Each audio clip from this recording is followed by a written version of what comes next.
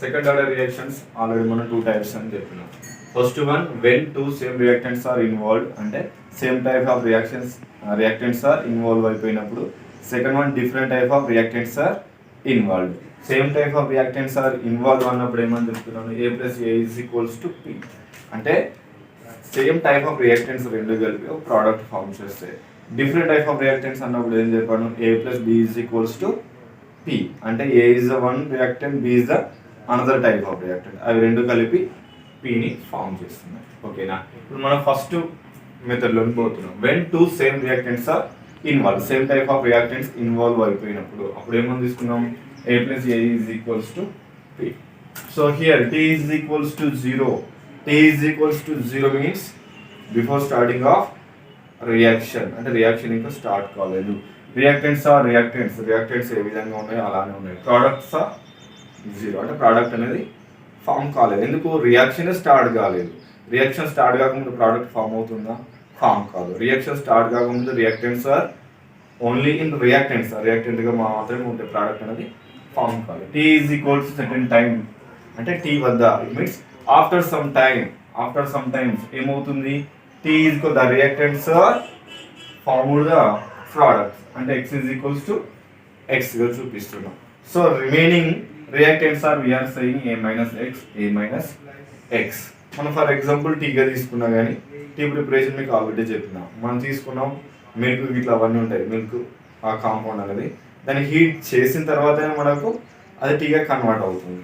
అంటే దాంట్లో ఉన్న రిమైనింగ్ మనం యాడ్ చేసుకున్న తర్వాత, అంటే హీట్ చేయకుండా ముందు అది రియాక్షన్ జరగకుండా ముందు మనకు టీ ఫామ్ అవుతుందా, ఫామ్ కాదు. సో అదేవిధంగా ఇక్కడ కూడా గంట రియాక్షన్ జరిగిన తర్వాత ప్రోడక్ట్ ఫామ్ అవుతుంది. రియాక్షన్ జరగకుండా ముందు ప్రోడక్ట్ ఫామ్ అవుతుందా, ప్రోడక్ట్ ఫామ్ కాదు. కాబట్టి ఇక్కడ x ఈజ్ ఈక్వల్ టు 0గా తీసుకుంటున్నాం. ఆఫ్టర్ సమ్ టైమ్ రియాక్షన్ జరిగిన తర్వాత x is equal to x గా తీసుకుంటున్నాం. According to rate of reaction we know very well the rate of reaction directly proportional to the reactant to the power of n. Here r is equals to rate of reaction, r is equal to we are saying dx by dt. So the dx by dt directly proportional to the a to the power of 2. So here we are taking two reactants, that's why a to the power of 2. dx by dt directly proportional to a means remaining reactants a minus x whole square. dx by dt directly proportional to తీసేస్తున్నాను కాబట్టి ఇక్కడ k2 ను constant తీసుకుంటున్నాను. dx by dt is equals to k2 into a minus x whole square గా తీసుకున్నాను. ఇక్కడ చూడండి dx by a minus x ఇక్కడ ఉన్న a minus x ని ఇటు సైడ్ పంపిస్తున్నాను, ఈ dt ని ఇటు సైడ్ పంపిస్తున్నాను. ఇక్కడ మల్టిప్లికేషన్ లో ఉంది, ఇటు సైడ్ వస్తే డివిజన్ లోకి వస్తుంది. ఇది ఇక్కడ డివిజన్ లో ఉంది, ఇటు సైడ్ వస్తే మల్టిప్లికేషన్ లో వస్తుంది. కాబట్టి dx by a minus x whole square is equal to k2 into dt. దాని తర్వాత నెక్స్ట్ ఏం చేస్తున్నాం sir, integration on both side, రెండు సైడ్ల ఇంటిగ్రేషన్ అప్లై చేస్తున్నాం. ఇంటిగ్రేషన్ ఆఫ్ 1 by ఇక్కడ యాజ్ ఇట్ ఈస్ ఉన్నదానికి 1 by a minus x whole square into dx is equals to k2 constant కాబట్టి ముందు రాసుకున్నాను. Integration of dt. So integration of 1 by a minus x whole square into dx ఏమవుతుంది మనకు 1 by a minus x అవుతుంది. So కాబట్టి total integration process నేను simple గా ఏమని రాసుకుంటున్నాను, 1 by a minus x గా రాసుకుంటున్నాను. is equals to k2 into integration of dt ఏమని తెలుసు మనకి, integration of dt is equal to small c కాబట్టి t is plus c. So this is equation 1. మనం c వాల్యూని ఫైండ్ అవుట్ చేయాలి అంటే if t is equals to 0 వద్ద x is equals to 0, t is equals to 0 then x is equals to 0. I substitute x is equals to 0 here. 1 by a minus 0 is equals to k2 into t plus లో 0 ను submit చేయండి, k2 into 0 plus c.